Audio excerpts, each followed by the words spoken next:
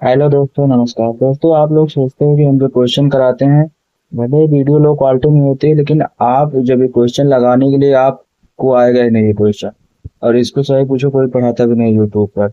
अब पेपर में ऐसे ही क्वेश्चन आते हैं जो लोग फेल हो जाते हैं। और जो जो पीवाई की सीरीज मतलब लगाता है उन्हीं का सिलेक्शन होता है।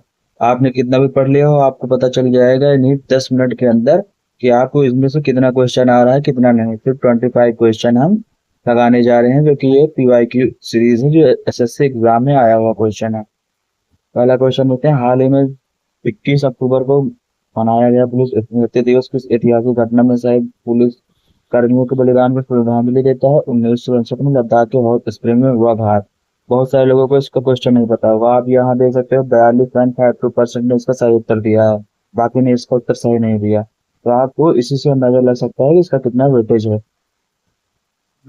सॉल्यूशन देखते हैं। सही उत्तर विकल्प वन, अर्थात 1962 में लद्दाख के हॉट स्प्रिंग में हुआ घात है। पुलिस स्मृति दिवस जो प्रतिवर्ष 21 अक्टूबर को मनाया जाता है, कर्तव्य निर्वहन के दौरान शहीद हुए भारतीय पुलिस कर्मियों को श्रद्धांजलि देता है।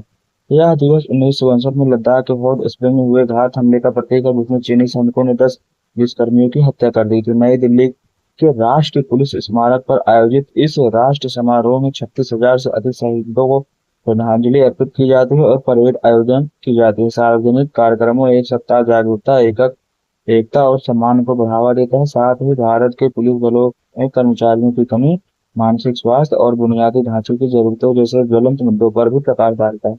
अन्य विकल्प देखते हैं। 1862 भारत चीन युद्ध हुआ। कारगिल युद्ध हुआ 1999। 1947 में विभाजन हिंसा हुआ। अगला क्वेश्चन देखते हैं। ये देखो, इसका 29.53 लोगों ने सही उत्तर दिया है। अब सोचो कि अगर 100% में सिर्फ 29 लोग सही दे रहे हैं, बाकी 70 लोग यानी पीछे हो गए। इसी क्वेश्चन को जो लगाएगा वही एग्जाम क्लियर कर पाएगा दोस्तों। हाल ही में कौन सा शहर वास्तविक समय बाढ़ पूर्वानुमान और स्थानीय निर्णय समर्थन प्रणाली आरटीएफएफ और एसबीएसएस को पूरी तरह से लागू करने वाला भारत का पहला शहर बन गया है? इसका हो जाएगा चेन्नई। चेन्नई भारत का पहला शहर है जिसमें पूर्णतः क्रियाशील वास्तविक समय बाढ़ पूर्वानुमान और स्थायी निर्णय सहायता प्रणाली को लागू किया है। तमिलनाडु शहरी अवसंरचना वित्तीय सेवा लिमिटेड द्वारा प्रबंधन, विश्व बैंक द्वारा वित्त पोषित 107.2 करोड़ की परियोजना 4574 वर्ग किलोमीटर क्षेत्र में स्वचालित वर्षा मापी मौसम स्टेशन जल एकता रिकॉर्डरों को एकीकृत करती है। आई आईआईटी मद्रास की देखरेख में संचालित यह प्रणाली आईआईआर, कुंभ और कोसस्तलयार नदी घाटियों में बाढ़ की पूर्व सूचना को सक्षम बनाती है, जिससे चेन्नई की आपदा प्रतिरोधक क्षमता और जलवायु स्मार्ट शहरी शासन को मजबूती मिलती है। अगला क्वेश्चन देखते हैं। ये देखो, 58.91 लोगों ने सही उत्तर दिया है। क्वेश्चन नंबर 3, 2021 में काबुल पर कब्जे के बाद कौन सा देश नई दिल्ली में अपना पहला तालिबान राजनयिक नियुक्त करने वाला है? अफगानिस्तान हो जाएगा। अगला क्वेश्चन देखते हैं। ये देखो, 39.03% लोगों ने सही उत्तर दिया है। अब ये सोचो, इसका उत्तर कितने लोगों ने नहीं दिया होगा, कितने लोग एग्जाम से बाहर हो गए होंगे। हाल ही में यूनेस्को ने किस पहल के तहत लखनऊ को गैस्ट्रोनॉमी शहर नामित घोषित किया गया? क्रिएटिव सिटीज नेटवर्क यूसीसीएन के द्वारा। लखनऊ को यूनेस्को द्वारा अपने क्रिएटिव सिटीज नेटवर्क यूसीसीएन के तहत आधिकारिक तौर पर गैस्ट्रोनॉमी के शहर रूप में मान्यता दी है, जो गंगा जमुना तहजीब में निहित इसकी सदी पुरानी अवधि पाक परंपरा का सम्मान करता है। समरकंद में यूनेस्को के 43वें महाधिवेशन के दौरान घोषित यह रवि शहर की वैश्विक पाक कला पहचान का जश्न मनाती है। उत्तर प्रदेश पर्यटन निदेशालय और संस्कृति मंत्रालय द्वारा तैयार किए गए नामांकन में गहलोती, कबाब, निहारी, पिघला और मक्खन मलाई जैसे प्रतिष्ठित व्यंजनों को शामिल किया गया है। यह सम्मान सतत पर्यटन को बढ़ावा देता है, स्थानीय कारीगरों का समर्थन करता है और भारत की सांस्कृतिक कूटनीति को मजबूत करता है। लखनऊ के शामिल होने के साथ अब भारत के 9 शहर यूनेस्को के रचनात्मक शहर नेटवर्क में भी शामिल हो गए हैं। अगला क्वेश्चन देखते हैं। ये देखो, 43% ने आंसर सही दिया है।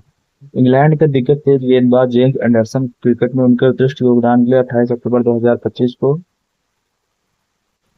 28 अक्टूबर 2025 को विंडसर कैसल ने नाइट की उपाधि से सम्मानित किया गया था। जेम्स एंडरसन ने किस वर्ष अंतर्राष्ट्रीय क्रिकेट से संन्यास लिया? 2024। बहुत से लोगों का तो नाम ही नहीं पता होगा। अब इसी से लगा सकते हैं जितने आप लोग यूट्यूब पे वीडियो देखते हैं, क्या उनसे ये क्वेश्चन मिल रहा है? ये सारे क्वेश्चन एसएससी में आए हुए क्वेश्चन। ये वो भी एसएससी जीडी का ही वो 25 क्वेश्चन हम आपको दिखा रहे हैं, 20 क्वेश्चन जो भी है। अब तो फिर जीडी का जब नहीं निकाल पा रहे थे सीजन के, क्या निकाल पाओगे आप लोग। इंग्लैंड के महान तेज गेंदबाज जेम्स एंडरसन को 28 अक्टूबर 2025 को एंडरसन कैसल में नाइट की उपाधि दी गई। उन्हें क्रिकेट में उनके उत्कृष्ट योगदान के लिए राजकुमारी एना से सम्मान प्राप्त हुआ। यह सम्मान विश्व सुनक के त्यागपत्र सम्मान सूची का हिस्सा है। 2003-2024 तक पहले उनके उल्लेखनीय करियर का जो सम्मान आता है, जिसमें 188 टेस्ट, 704 विकेट शामिल है, जो उन्हें इतिहास में सबसे सफल तेज गेंदबाज बनाता है। सेवानिवृत्ति के बाद एंडरसन लैंकाशायर और मैनचेस्टर और विलियम्स के लिए घरेलू स्तर पर खेलना जारी रखते हैं और भावी पीढ़ी क्रिकेटरों को प्रेरित करते हैं। तुरा किस पहाड़ी पर स्थित है जो हल्के अत्यंत आर्द्र किसी जलवायु क्षेत्र के अंतर्गत आता है। इस क्वेश्चन में देखो 29.12% ने सही दिया है, बहुत सारे लोगों को नहीं पता होगा। तुरा मेघालय के गारो हिल्स पर स्थित है जो हल्के अत्यंत आर्द्र किसी जलवायु क्षेत्र में आता है। यह क्षेत्र भारी वर्षा, हरी भरी हरियाली और समृद्ध जैव विविधता के लिए जाना जाता है। गारो हिल्स का सबसे बड़ा शहर तुरा एक सांस्कृतिक और प्रशासनिक केंद्र के रूप में कार्य करता है, जो पहाड़ियों और जंगलों से घिरा हुआ है, जो कृषि और उनकी बागवानी को बढ़ावा देते हैं। अगला क्वेश्चन देखते हैं, हमारे सौरमंडल में सबसे बड़ा ज्ञात ज्वालामुखी कहाँ पाया जाता है। उसको भी बहुत से लोगों को नहीं पता होगा, मंगल हो जाएगा। 48.77 आंसर करेक्टली दिए हैं यहाँ पे। हमारे सौरमंडल का सबसे बड़ा ज्ञात ज्वालामुखी ओलंपस मार्स मंगल ग्रह पर स्थित है। ओलंपस मार्स की मुख्य विशेषताएं हैं, ऊंचाई 21.9 किलोमीटर है, माउंट एवरेस्ट से लगभग 2.5 गुना ऊंचा है, चौड़ाई है 600 किलोमीटर जो 370 माइल कवर करती है, लगभग एरिजोना के आकार के बराबर है। प्रकाश एक भाग ज्वालामुखी जो अरबों वर्षों में धीमी गति से लावा प्रवाह द्वारा निर्मित होती है। अन्य विकल्प क्यों नहीं। देखते हैं, चंद्रमा मंगल के अन्य चंद्रमा कोई सक्रिय ज्वालामुखी नहीं है, केवल फिलिप ज्वालामुखी विशेषताएं। शनि और बृहस्पति के देखते हैं, गैस और विशालकाय ग्रह जिनकी कोई ठोसता नहीं होती। हालांकि कुछ चंद्रमाओं जैसे आयो पर सक्रिय ज्वालामुखी है, कोई भी आकार में ओलंपस मार्स को बराबर नहीं कर सकता है। ये देख, इसका क्वेश्चन नंबर 8 तो देखो 29.10 यानी लगभग 30% लोगों ने उत्तर पहुंच गया। नगर पालिकाओं की शक्तियां, प्राधिकार और जिम्मेदारियों के अनुच्छेद के तहत लिखित बहुत से लोगों को नहीं पता होगा। 243 के डब्ल्यू में भारतीय संविधान का अनुच्छेद 243 डब्ल्यू नगर पालिकाओं की शक्तियां, अधिकार और जिम्मेदारियों को सूचीबद्ध करता है। यह नगर पालिकाओं को प्रशासन की संस्थाओं के रूप में कार्य करने के लिए सशक्त बनाकर शासन के विकेंद्रीकरण का प्रावधान करता है। यह अनुच्छेद संविधान की 12वीं अनुसूची के तहत शहरी नियोजन, बुनियादी ढांचे के विकास, जल आपूर्ति, स्वच्छता और सार्वजनिक स्वास्थ्य संबंधित मामलों में निर्देश होता है। कोई पूछ लिया अनुच्छेद 2 से वो नगर पालिकाओं में वार्ड समितियां किससे संबंधित है, नहीं बता पाएगा। 243 से अनुच्छेद 243 किससे संबंधित है, नगर पालिकाओं की अवधि से संबंधित है। अगला क्वेश्चन देखते हैं, लोकसभा अध्यक्ष के बारे में निम्नलिखित में कितने बार विचार कीजिए। 48% ने सही उत्तर दिया। क्वेश्चन नंबर 9, लोकसभा के विघटन के बाद भी नए अध्यक्ष निर्वाचित होने तक अध्यक्ष अपने पद पर बने रहते हैं। ये सही हो जाएगा।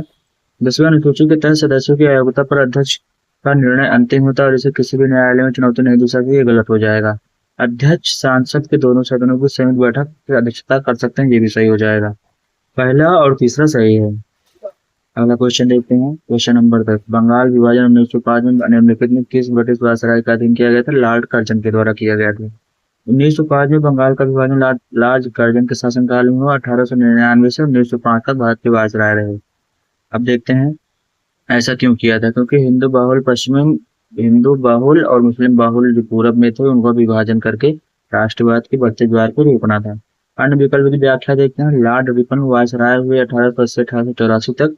वर्नाकुल पुलिस अधिनियम को निरस्त करने के स्थानीय प्रशासन अधिनियम लागू करने के लिए जाने जाते हैं। लॉर्ड रिपन कौन है, वही वायसराय 1876 से 80 तक। विवादास्पद वर्नाकुलर पुलिस अधिनियम 1878 और द्वितीय आंग्ल अफगान युद्ध से जुड़े हुए हैं। लॉर्ड इरविन हो जाएगा वायसराय 1926 से 1931। सविनय अवज्ञा आंदोलन के चरम के दौरान गांधी विन समझौते पर साइमन कमीशन के लिए महत्वपूर्ण है। अगला क्वेश्चन ये देखिए, क्वेश्चन नंबर 11, 42% ने सही उत्तर दिया। आप लोग इसी से सोच सकते हैं कि जितना आप लोग पढ़ते हो, क्या आपका एक भी क्वेश्चन फंस रहा नहीं फंस रहा है, हम तो जान। अगला क्वेश्चन देखते हैं, 42% ने सही उत्तर दिया। कौन सा मुगल सम्राट दिल्ली के दरबार में अपने सिंहासन के पीछे चढ़ाओ कलाकृति और एक श्रृंखला डिजाइन करने के लिए जाना जाता है, जिसे पौराणिक यूनानी देवता आर्पियस का वीणा बजाते हुए दर्शाया गया। ये क्वेश्चन मैंने पहली बार देखा हूँ। इतने मैंने हिस्ट्री की 2-3 बार मैंने मतलब पढ़ चुका हूँ, लेकिन आज तक मुझे ऐसा क्वेश्चन आया ही नहीं। शाहजहां हो जाएगा। मुगल बादशाह शाहजहां को पिट्रिया ड्यूरा इंगलेज पत्थर की चढ़ाई का काम की एक श्रृंखला को डिजाइन करने के लिए जाना जाता है, जो दिल्ली के लाल किले में दीवान खास निश्चित दर्शक का हाल से अब हो चुका है। में उनके मयूर सिंहासन के पीछे है। इन इनलेज में एक शामिल है कि यूनानी देवता आर्टिफियस को पीड़ा बजाते हुए दिखाया गया है, जो सद्भाव, शांति और सांस्कृतिक परिसर का प्रतीक है, तथा शाहजहां की कला, वास्तुकला और पार सांस्कृतिक प्रतीकवाद में रुचि को दर्शाता है। अन्य विकल्प देखो। बाबर कौन था? भारत में मुगल साम्राज्य का संस्थापक था। पानीपत की लड़ाई के बाद अपना शासन स्थापित किया। हुमायूं कौन था? बाबर का बेटा था, जिसने कई चुनौतियों का सामना किया, दृढ़ता के माध्यम से अपने साम्राज्य को खोया और फिर से हासिल किया। अकबर सबसे प्रमुख मुगल सम्राट थे, जो अपने प्रशासनिक सुधारों, धार्मिक संहिता और साम्राज्य के विस्तार के लिए जाने जाते थे। अब अगला क्वेश्चन देखिए। 34% लोगों ने सही दिया। आप लोग कितना भी पढ़ लो, आप लोग कितना भी PYQ लगा लो, जो पेपर में इसी तरह क्वेश्चन आते हैं जो किसी से नहीं बनते। स्थिरता के साथ विकास और आत्मनिर्भरता की प्रगतिशील उपलब्धियां चौथी पंचवर्षीय योजना का उद्देश्य है। चौथी पंचवर्षीय योजना 1969 से 1974 का उद्देश्य स्थिरता और प्रगतिशील आत्मनिर्भरता के साथ विकास करना था। इस योजना का उद्देश्य सतत विकास को बढ़ावा देते हुए अर्थव्यवस्था को स्थिर करना और विदेशी सहायता पर निर्भर करना था। इसने औद्योगिक उत्पादन में सुधार, कृषि उत्पादन में वृद्धि, क्रमिक क्षेत्रों में आत्मनिर्भरता को बढ़ावा देने पर ध्यान केंद्रित किया। योजना के लक्ष्य उस समय की आर्थिक चुनौतियों से प्रभावित थे, जिसमें मुद्रास्फीति को संबोधित करने के लिए स्थिरता के साथ आर्थिक विकास को संतुलित करने की आवश्यकता शामिल थी। अब अन्य विकल्प। दूसरी पंचवर्षीय योजना 1956 से 1961 में हुई। महानगोलिक मॉडल पर आधारित तीव्र औद्योगिकरण हुआ, विशेष रूप से भारी उद्योगों पर ध्यान केंद्रित था। तीसरी पूछा जाएगा तो 1961 से 1966 हो जाएगा। खाद्यान्न आत्मनिर्भरता था, रक्षा क्षमताओं को बढ़ाना था, और युद्ध की वजह से ही ऐसा नहीं हो पाया। अच्छा, पांचवी पंचवर्षीय योजना 1974 से 1979 तक। न्यूनतम आवश्यकता कार्यक्रम से कार्यक्रमों के साथ गरीबी उन्मूलन और कृषि रक्षा में आत्मनिर्भरता पर ध्यान केंद्रित किया गया। अगला क्वेश्चन देखते हैं। इनमें से कौन से अर्थव्यवस्था के तृतीय क्षेत्र घटक है? होटल और रेस्तरां हो जाएगा। अगला क्वेश्चन देखते हैं। 23.24% के लगभग। हेनरी हर्ट्ज ने प्रकाश विद्युत प्रभाव की खोज कब की? यह कब देखा कि इलेक्ट्रोडों पर पराबैंगनी प्रकाश डालने से उनके बीच वोल्टेज में परिवर्तित होता है? 1887 में। हेनरी हर्ट्ज ने 1887 में फोटो इलेक्ट्रिक प्रभाव की खोज की और देखा कि इलेक्ट्रोड पर पराबैंगनी प्रकाश चमकने से उनके बीच वोल्टेज में बदलाव होता है। हर्ट्ज के प्रयोगों ने प्रदर्शित किया पैराबैंगनी प्रकाश एक सर्किट को विद्युत द्वारा प्रवाह कर सकता है, एक घटना जिसने बाद में 1905 में अल्बर्ट आइंस्टाइन ने समझाया, जिससे क्वांटम सिद्धांत के विकास में महत्वपूर्ण योगदान दिया। हर्ट्ज के काम में प्रकाश और पदार्थ के बीच की बातचीत को समझने की नींव रखी। अगला क्वेश्चन देखते हैं। कोशिका विभाजन के मुख्य दो प्रकार होते हैं, तो सबको पता होगा। एक होता है अर्धसूत्रीय विभाजन, समसूत्रीय विभाजन। आप लोग उसको पढ़ लेना। अगला क्वेश्चन देखते हैं। रामनवमी का त्योहार निम्नलिखित में किस हिंदू महीने में, चैत्र महीने मनाया जाता है? ये भी सबको पता होगा आपको। अगला क्वेश्चन देखते हैं। कथक से जुड़े भारतीय शास्त्रीय नृत्य की पहचान करें। रोहिणी भाटी हो जाएगा। इसको क्वेश्चन देखो 27% में सही दिया, बाकी ने नहीं दिया। क्योंकि पंडित ये कौन थे? ये महान हस्ती व पंडित लच्छू महाराज के शिष्य थे। इन्होंने पुणे में नाद रूप में नृत्य संस्थान की स्थापना भी की थी। अगला क्वेश्चन देखते हैं। संगीत वाद्य यंत्रों को सही संयोजन और उनके वाद्य यंत्र से जुड़े कलाकार की पहचान करें। शिव कुमार शर्मा संतूरी हो जाएगा। अगला क्वेश्चन देखते हैं। ICC अंतर्राष्ट्रीय क्रिकेट के लिए वैश्विक शासन निकाय है। कितने ICC टीमों के पूर्व सदस्य के रूप में कार्य करते हुए 12 सदस्य कार्य करते हैं? कौन कौन से भारत होते हैं? भारत, ऑस्ट्रेलिया, इंग्लैंड, दक्षिण Africa, New Zealand, Pakistan, Sri Lanka, West Indies, Bangladesh, Zimbabwe, Afghanistan और आयरलैंड हो जाएगा। अगला क्वेश्चन देखते हैं। प्रसिद्ध सांची का ये सब कर लेंगे, क्योंकि देखो 64% ने सही दिया। ये आसान क्वेश्चन है। प्रसिद्ध सांची स्तूप निम्नलिखित में किस प्राचीन स्थापत्य परंपरा से जुड़ा हुआ है? बौद्ध। दोस्तों, आपको अगर पेपर क्रैक करना है तो आप सिर्फ वही क्वेश्चन देखो जो सिर्फ पेपर में पूछे गए हैं, जो पूछने की संभावना है, तभी आप लोगों का सिलेक्शन होगा। बाकी तो नहीं, सिलेक्शन होना ही नहीं है। आप नहीं तो लिख के रख लो, 1 साल 2 साल बर्बाद होता रहेगा। हाँ, आपके लिए डेली 15 मिनट तक का PYQ डेली अपलोड करते रहेंगे। वीडियो को लाइक करें, चैनल को सब्सक्राइब करें। Thank you.